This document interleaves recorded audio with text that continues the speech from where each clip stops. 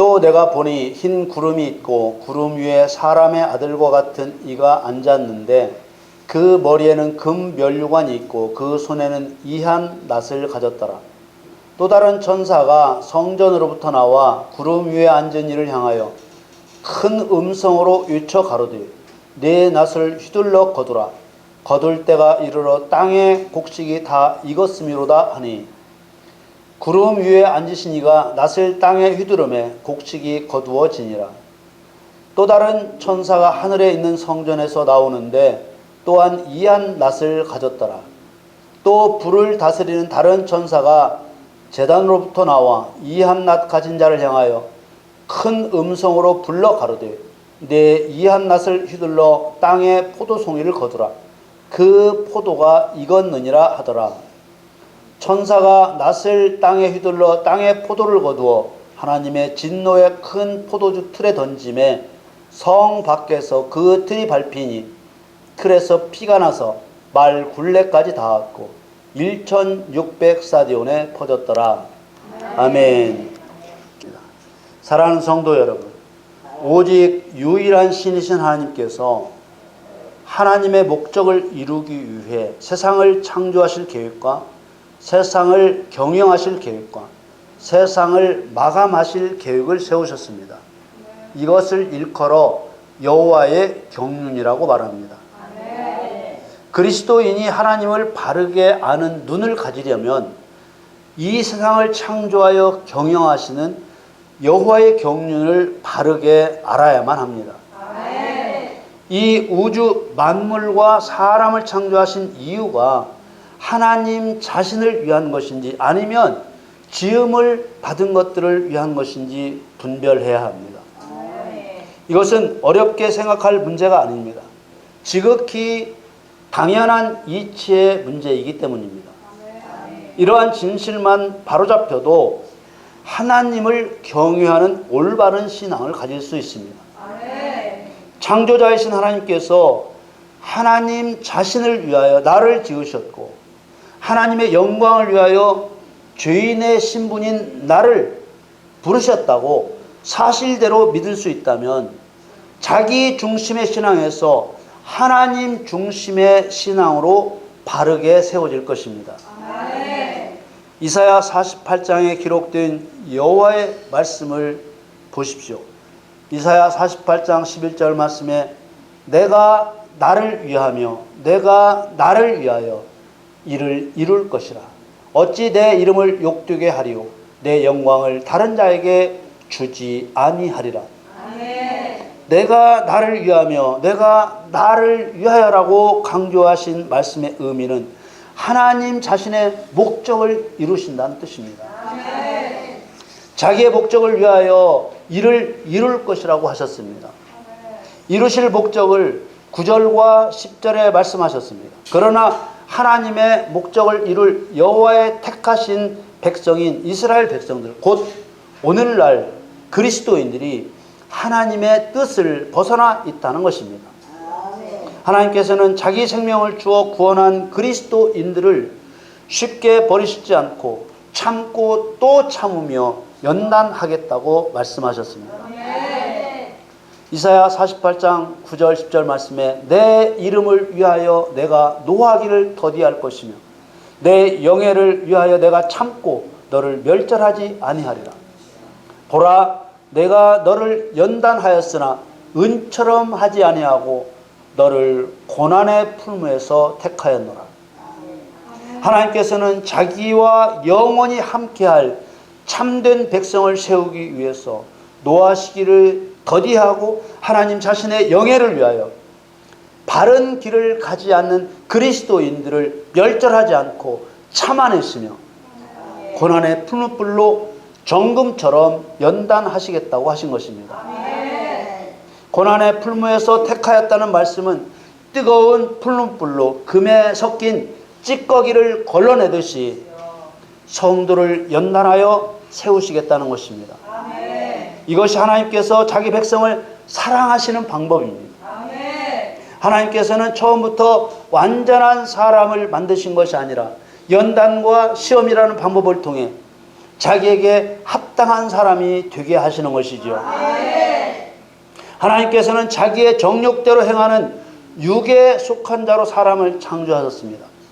그리고 그리스도를 통해 영에 속한 자로 사람을 세우시는 것입니다.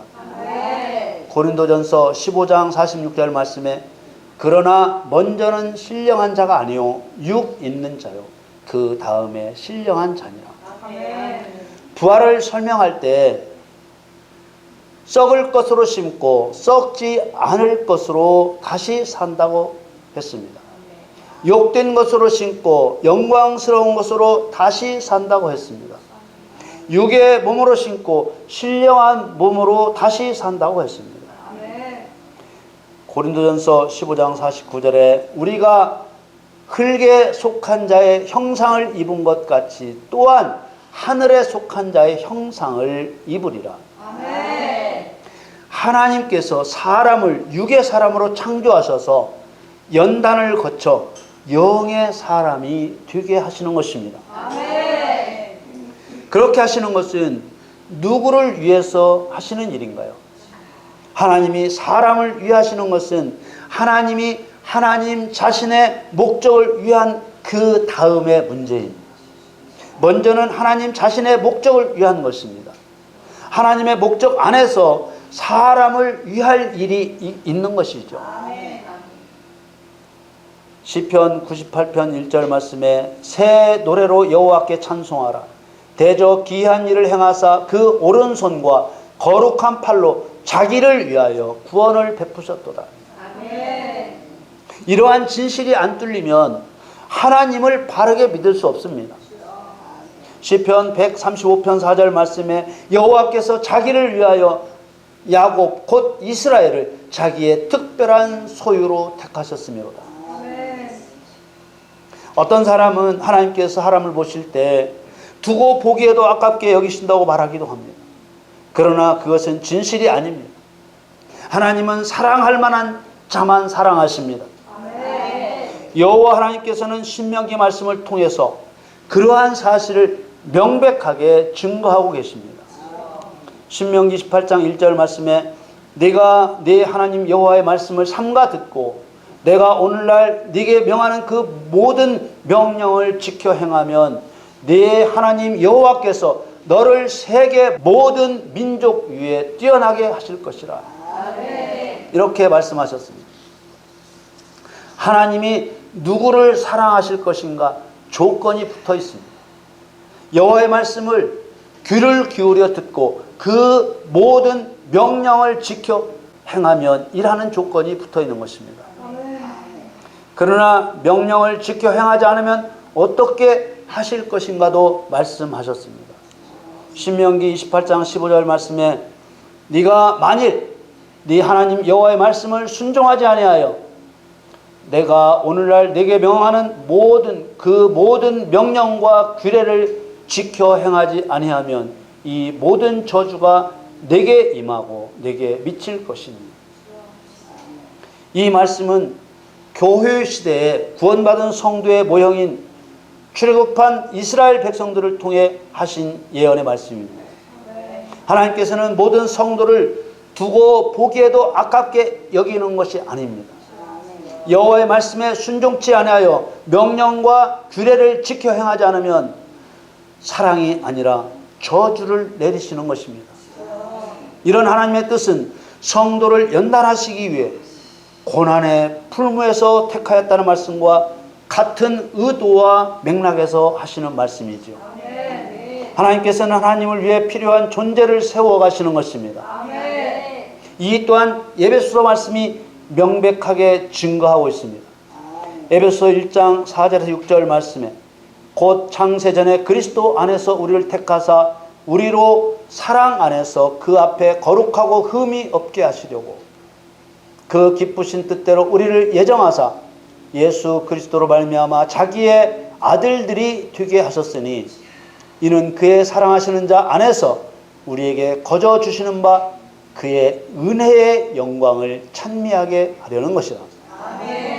하나님을 향하여 은혜의 영광을 찬미하지 않는 그리스도인은 하나님의 사랑받을 그리스도인도 사랑하시는 그리스도인도 아닌 것입니다.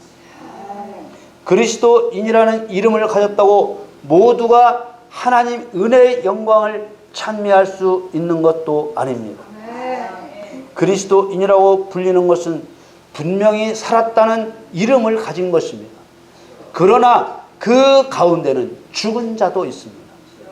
요한계시록에 나오는 7 교회 중 4대 교회의 성도들이 바로 그런 그리스도인들이었습니다.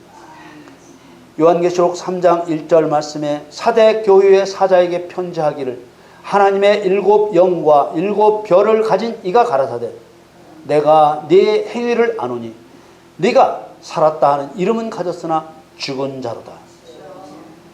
믿는다고만 하면 영생을 얻는다는 말과는 너무나 다른 말씀입니다.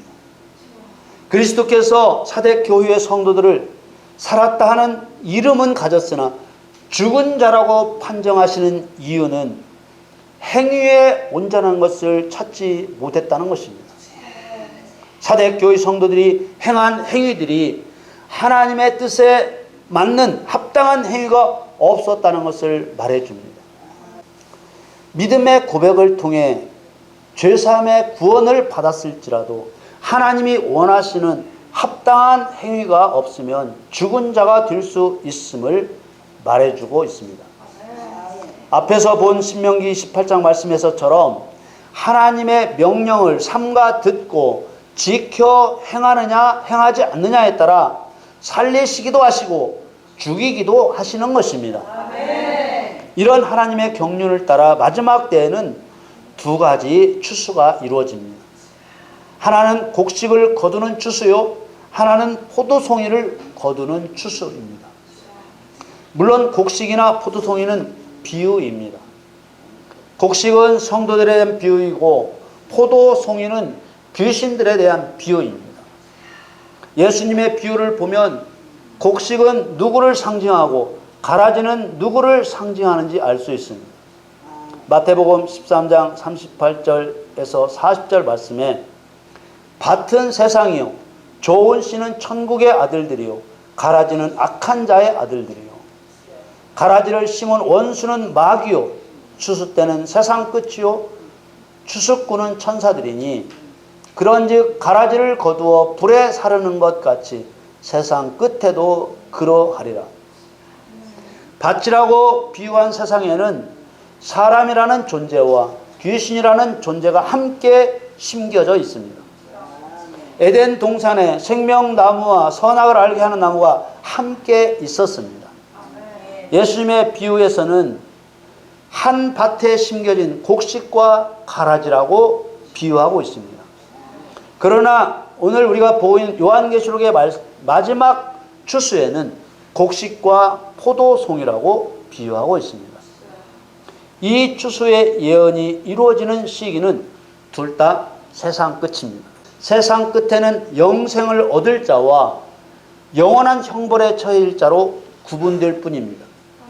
마태복음의 비유에서는 가라지를 불사르는 것으로 요한계시록에서는 포도송이를 진노의 큰 포도주 틀에 던져 밟는 것으로 나타내고 있습니다. 불에 태운다는 것은 영원한 지옥불에 던져 넣을 것을 묘사한 것인 줄 알겠는데 포도송이를 진노의 큰 포도주 틀에 던져놓고 그 틀에서 밟혀 피가 나게 하는 것은 무엇을 의미할까요? 피 흘림의 의미를 알려면 예수님이 잡히시던 날 저녁 성찬 때에 포도즙을 주시며 하신 말씀을 요한계시록의 말씀과 연계해서 보아야 합니다.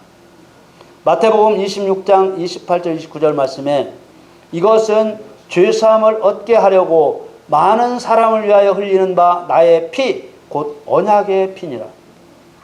그러나 너희에게 이르노니 내가 포도나무에서 난 것을 이제부터 내 아버지의 나라에서 새 것으로 너희와 함께 마시는 날까지 마시지 아니하리라 하시니라.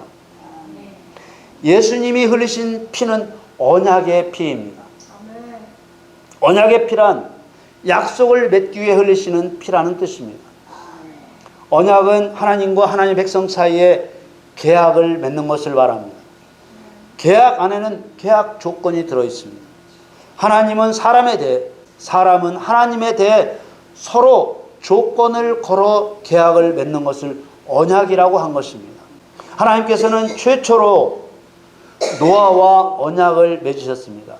그 언약의 조건은 하나님께서는 방주로 노아와 그 가족을 살려주시는 조건과 노아와 그 가족들은 창세기 1장 28절로 사람에게 내리신 최초의 명령인 사단 심판 명령을 다시 받아 행하는 조건으로 맺어진 것입니다.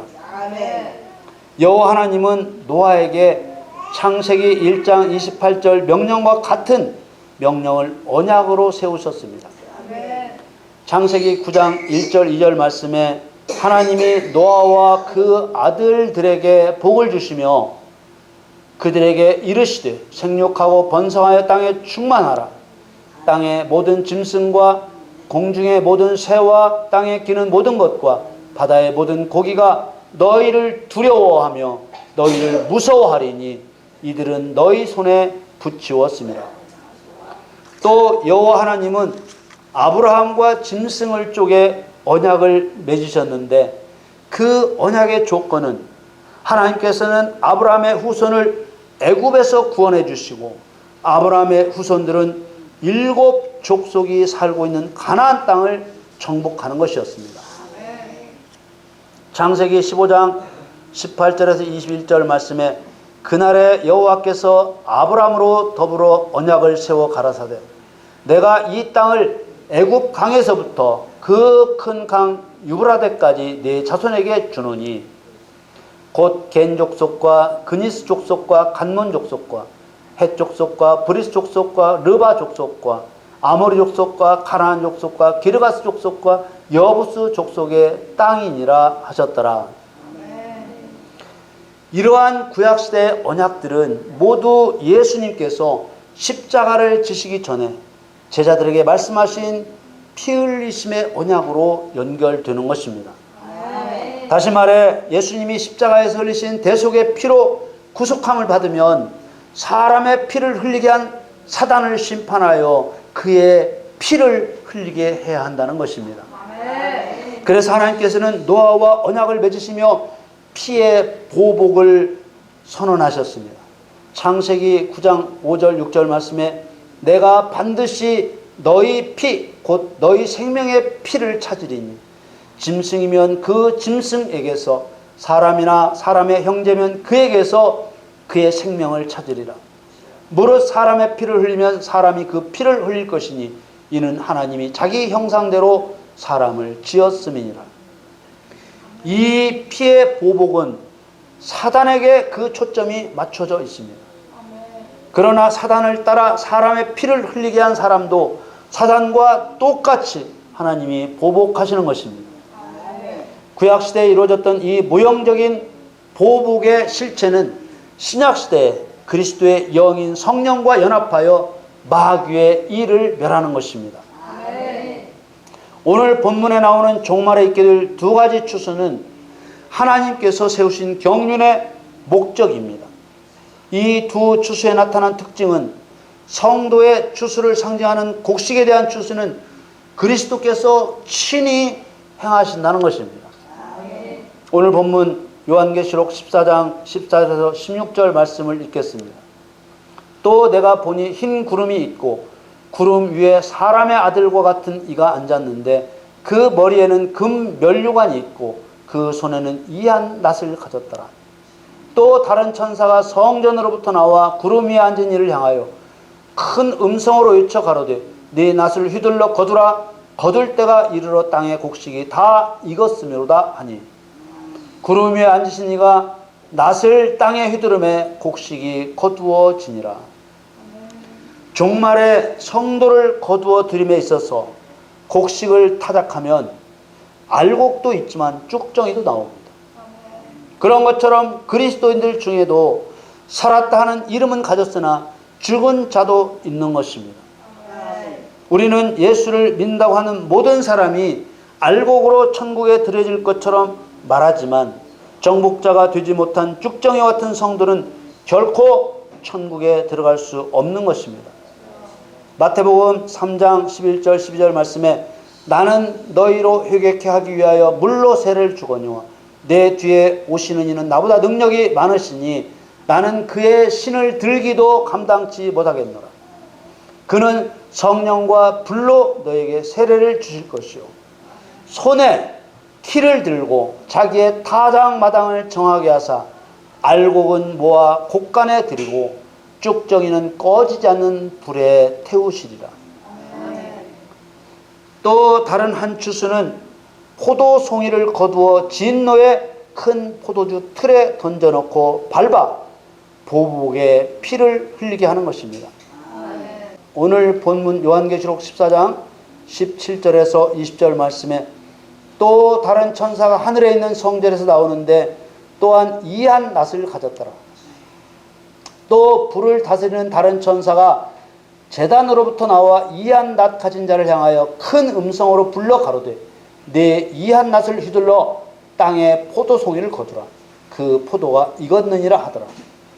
천사가 낫을 땅에 휘둘러 땅에 포도를 거두어 하나님의 진노의 큰 포도 틀에 던지매 성 밖에서 그 틀이 밟히니 틀에서 피가 나서 말 굴레까지 닿았고 1600스타디온에 퍼졌더라. 포도나무는 양면성을 가지고 있습니다. 마지막에 심판을 당하는 것을 보면 포도나무는 반역의 죄인인 사단의 상징이 분명합니다. 그러나 한편으로는 포도나무를 예수 그리스도의 상징이라고 말합니다. 그렇다고 종말에 예수님이 포도나무처럼 배임을 당하고 예수님께 붙은 열매인 천국 백성들을 거두어 피를 흘리게 하지 않습니다. 예수님은 죄 없는 죄인으로 모든 사람의 죄를 대신하여 십자가에서 피 흘려 죽으셨습니다. 예수님은 포도나무인 사단과 그 포도나무의 열매인 귀신들과 죄인들이 당할 죽임을 예수님이 먼저 당하실 것이기에 그 자신을 포도나무라고 하신 것입니다. 더러운 사단은 에덴 동산에서 선악과를 통해 죽임으로써 사람의 피를 흘리게 했습니다. 더러운 사단은 사람에게 선악과를 먹여 죄인이 된 모든 사람의 죄 때문에 골고다 언덕에서 그리스도가 십자가에 못 박히고 옆구리를 창에 찔려 피를 흘리게 했습니다. 반역의 죄에 사람을 죽이고 그리스도를 죽인 죄를 더하여 이제 사단이 죽어야 할 차례인 것입니다. 요한계시록 19장 15절 16절 말씀에 그의 입에서 이한 검이 나오니 그것으로 만국을 치겠고 친히 저희를 철장으로 다스리며 또 친히 하나님 곧 전능하신 이의 맹렬한 진노의 포도주 틀을 밟겠고 그 옷과 그 다리에 이름 쓴 것이 있으니 만왕의 왕이요 만주의 주라 하였더라. 진노의 큰 포도주 틀에서 밟혀 피를 흘리는 그 악한 영은 어떤 존재인가? 모습으로는 옛 뱀인 큰 용이라 합니다. 또 그의 행위를 따라서는 사람을 향하여는 끝없는 거짓말로 중상모략하는 속성을 나타낸 이름으로 마귀라고 합니다.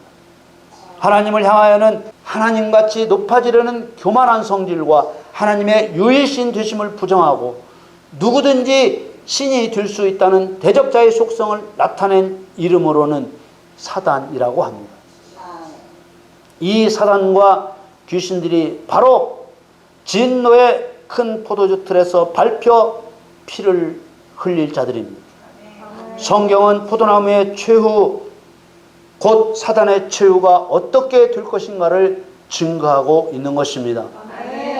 선악을 알게 하는 나무는 종말에 나타날 심판을 통해 포도나무임을 드러내셨고 진노의 큰 포도주 틀에서 밟히는 포도송이는 사단 자신을 포함한 더러운 귀신들이라는 것을 드러내셨습니다. 그리고 사단의 최후는 피를 쏟아내고 영원히 꺼지지 않는 불에 태워지는 것입니다. 여러분 모두 이런 하나님의 경륜을 따라 그리스도의 입에서 나오는 예리한 칼, 곧 진리의 말씀으로 그리스도께서 밟으실 진노의 큰 포도주 틀에 던져놓고 짓밟아서 사단의 피를 쏟아내게 하시는 그리스도의 동력자로 승리하시기를 우리 주 예수 그리스도의 이름으로 축원합니다.